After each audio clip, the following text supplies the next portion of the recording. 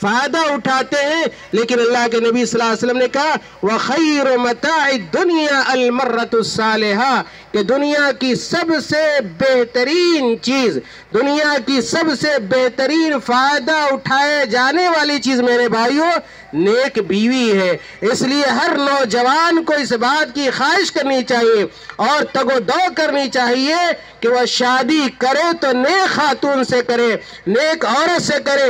نیک عورت اگر آپ تلاش کریں گے، اس سے نکاح کریں گے، آپ کا گھر ہمیشہ اطمینان و سکون کا گہوارہ رہے گا۔ لیکن آپ اگر جہیز کو تلاش کریں گے اور اسی طرح نقدی لیں گے اور غلط رسوم اور رواج کو اپنائیں گے، یاد رکھیے آپ کے گھر میں سکون نہیں ہوگا، آپ کے گھر میں اطمینان نہیں ہوگا، آپ کے گھر میں ہونے والی اولاد جو ہوگی وہ دین اسلام پر قائم و دائم نہیں رہے گی، صراط مستقیم پر قائم و دائم نہیں رہے گی۔ میرے بھائیو، اللہ کے نبی صلی اللہ علیہ وسلم کی شادیوں کو دیکھ لیں، صحابہ کرام کی شادیوں کو دیکھ لیں، خلفائے راشدین کی شادیوں کو دیکھ لیں کہ اللہ کے رسول صلی اللہ علیہ وسلم نے کیسی شادیاں کی، آپ صلی اللہ علیہ وسلم نے اپنی بیٹیوں کی شادیاں کیسی کی۔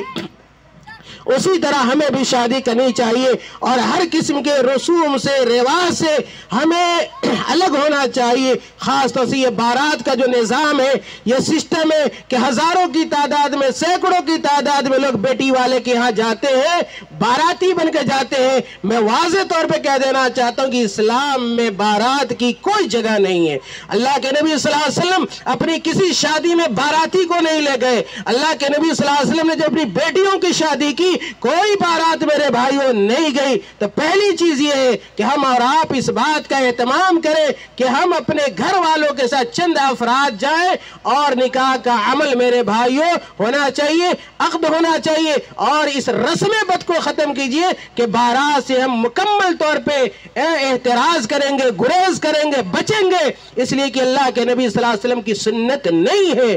دوسری بات جو میں کہنا چاہتا ہوں وہ یہ کہ شادیوں میں آج بہت زیادہ اسراف کیا جاتا ہے، بہت زیادہ خرچ کیا جاتا ہے، بیٹے والوں کی طرف سے بھی اور بیٹی والے کی طرف سے بھی میرے بھائیوں۔ تو اسراف سے بچیے، بے جا اپنے پیسے کو خرچ نہ کیجئے۔ پیسہ اللہ کی امانت ہے، اللہ تعالیٰ پیسے کے بارے میں پوچھے گا، اس لیے لمبا چوڑا خرچ کرنا شادی میں میرے بھائیوں یہ بھی فضول خرچی میں ہے اور اس کا بھی حساب و کتاب میرے بھائیوں دینا پڑے گا۔ آخری بات میں یہ کہنا چاہتا ہوں کہ خاص طور سے جو لڑکا ہوتا ہے، دلہا ہوتا ہے، نوشا ہوتا ہے، اس کو اس بات کی کوشش کرنی چاہیے کہ اپنی بیوی کے ساتھ اچھا سلوک اور اچھا معاملہ کرے۔ اللہ کے نبی صلی اللہ علیہ وسلم نے کہا خیرکم خیرکم لأہلی وانا خیرکم لأہلی کہ تم میں سب سے بہتر وہ ہے جو اپنے بال بچوں کے لیے بہتر ہو، اپنی بیوی کے لیے بہتر ہو۔ ہر گھر میں کچھ انبن ہوا کرتا ہے، اس کا مطلب نہیں ہے کہ ہم گالی دیں، ہم اپنی بیوی کو ماریں۔ واضح طور پر اللہ کے نبی صلی اللہ علیہ وسلم نے بیوی کو مارنے سے منع کیا ہے، گالی دینے سے منع کیا ہے۔ اگر کبھی مارنے کی ضرورت بطور ادب کے ہو تو چہرے پر نہ مارا جائے، اس کے خاندان والوں کو یا بیوی کو گالی گلوچ نہ دیا جائے۔ یہ ساری باتیں میرے بھائیوں حدیث کے اندر آتی ہے۔ اگر ان چیزوں پر عمل کیا جائے گا اس گھر کے بچے بھی اچھے ہوں گے۔ یاد رکھیے جس گھر میں میاں بیوی ہمیشہ لڑتے ہیں اس گھر کے بچے ڈپریشن کے شکار ہو جاتے ہیں، اس گھر کے بچے کو اچھی تعلیم نہیں مل پاتی ہے، اس کی اچھی تربیت نہیں ہو پاتی ہے اور وہ گھر پورا جہنم زار بن جاتا ہے۔ لیکن میرے بھائی اس وقت ہوگا